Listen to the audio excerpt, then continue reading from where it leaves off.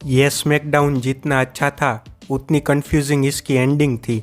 चलिए बात करते हैं इसके बारे में। शो शुरू होता है जॉन सीना के रिटर्न से। क्राउड उनको देखकर बहुत खुश होता है और जॉन सीना फैंस को थैंक यू कहते हैं पिछले 20 सालों में उनको दिए गए सपोर्ट को लेके, और वे अनाउंस करते हैं कि पेबैक इवेंट को वे होस्ट करने वाले हैं।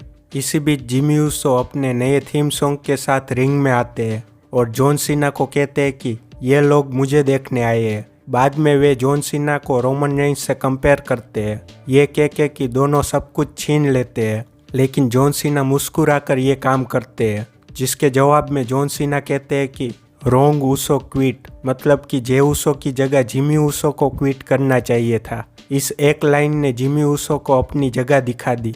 ऐसे ही जॉन सीना को बेस्ट ऑन माइक नहीं कहा जाता। इस लाइन को सुन के जिमी ऊसो जॉन सीना को सुपर किक मारने की कोशिश करते हैं, लेकिन जॉन सीना उनको ए मार देते हैं। जिसके बाद जिमी ऊसो अपना गुस्सा दूसरों पर निकालते दिखते हैं। बाद में एडम पियर्स और द ओसी के मिशन बात कर रहे होते हैं, वहाँ जिमी ऊसो आ जाते हैं और मिशन को वो डिसरिस्पेक्ट लगती है। वे ये बात ल्यूक गैलोस और कार्ल एंडरसन को कहते हैं, लेकिन वे ब्लड लाइन के मामले में दखल देना नहीं चाहते। लेकिन एजे स्टाइल्स कहते हैं कि मैं ये संभाल लूँगा, और वे जिमी ऊसो से बात करते हैं, जिसमें एजे स्टाइल्स उनको धक्का मारते हैं और सोलो आकर एजे स्टाइल्स को मारते हैं। जिसके बाद एजे स्टाइल्स सोलो को चैलेंज करते हैं, लेकिन ल्यूक गैलोस और कार्ल एंडरसन उनको मना करते हैं और मेन इवेंट में सोलो सिकोआ और एजे स्टाइल्स का मैच होता है, जो कि अच्छा रहता है। एजे स्टाइल्स अपने जलवे दिखाते हैं और सोलो को भी पावरफुल दिखाते हैं, लेकिन मैच के बीच में जिमी ऊसो इंटरफियर करते हैं, जिसकी वजह से सोलो मैच को जीत लेते हैं। मैच के बाद जिमी ऊसो सोलो से गले मिलते हैं, लेकिन सोलो उनको समोअन स्पाइक मारने की कोशिश करते हैं, लेकिन पॉल एमन उनको रोक देते हैं। जिसके बाद जिमी ऊसो एजे स्टाइल्स को सुपर किक और फ्रॉग स्प्लैश मारकर सोलो और पॉल एमन की तरफ अपना हाथ ऊपर करते हैं, जैसे कि वे ब्लड लाइन का हिस्सा हो।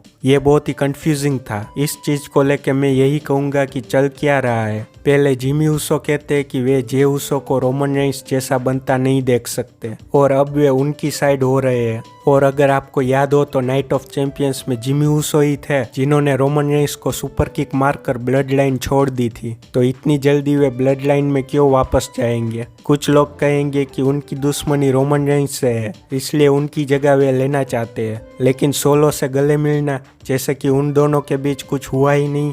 आपको याद दिला दूं कि सोलो और रोमन रेंज ने जिमी ऊसो को मार मार के हॉस्पिटल पहुंचाया था, इसलिए स्मैकडाउन के एंड में जिमी ऊसो का सोलो से गले मिलना और ब्लड लाइन में वापस जाना लॉजिकल बनता नहीं है। खैर, ऑस्टिन थियरी और ग्रेसन वॉलर का मैच LWO के रे मिस्टीरियो और सेंटोस एस्कोबार के साथ था, जिससे पहले उनका इंटरव्यू था। इंटरव्यू और मैच को देखकर ऐसा लगता है कि ऑस्टिन थियरी और ग्रेसन वॉलर एक अच्छी टैग टीम बन सकते हैं। इस टीम से दोनों के करियर को बूस्ट मिल सकता है। दोनों की केमिस्ट्री रिंग में और माइक पर बहुत अच्छी है।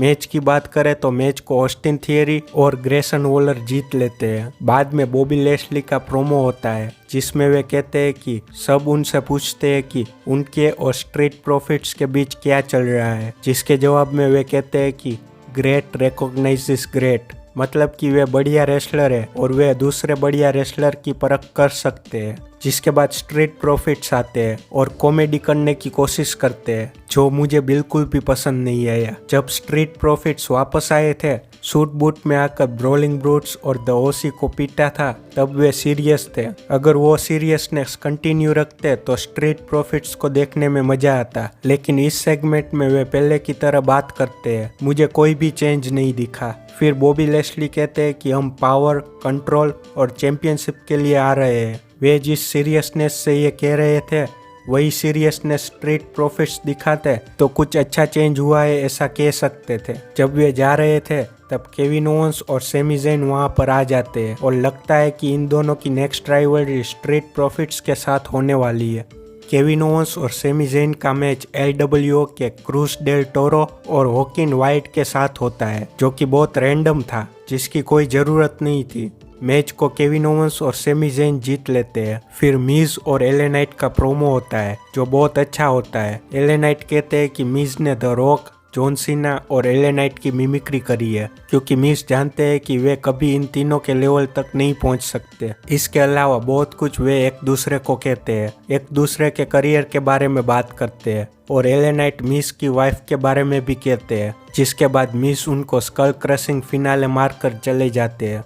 लेकिन जब वे जा रहे थे तब एले नाइट उन पर अटैक करते हैं। इन दोनों ने पिछले कई हफ्तों से माइक पर बहुत अच्छा काम दिखाया है। देखते हैं कि मैच में वे क्या कर सकते हैं। फिर शॉर्ट्जी और बेली का मैच होता है, जिसमें मैच का तो पता नहीं, लेकिन कमेंट्री पर कुछ अलग ही चल रहा था। शेव्ड पैंथर, इंस्टाग्राम, बियोंसे, इस सब की बात कर रहे थे। खैर, मैच में बेली को इयो स्काई की चैंपियनशिप शॉर्ट्जी को मारने के लिए चाहिए थी, लेकिन इयो स्काई उनको देना नहीं चाहते थे और तभी शार्लेट फ्लेयर आकर इयो स्काई और बेली को मारते हैं और शॉर्ट्जी मैच को जीत लेते हैं। अगले स्मैकडाउन में बेली और इयो स्काई के बीच आर्ग्यूमेंट देखने को मिल सकती है। आपका क्या कहना है इस स्मैकडाउन को लेकर कमेंट में जरूर बताइए।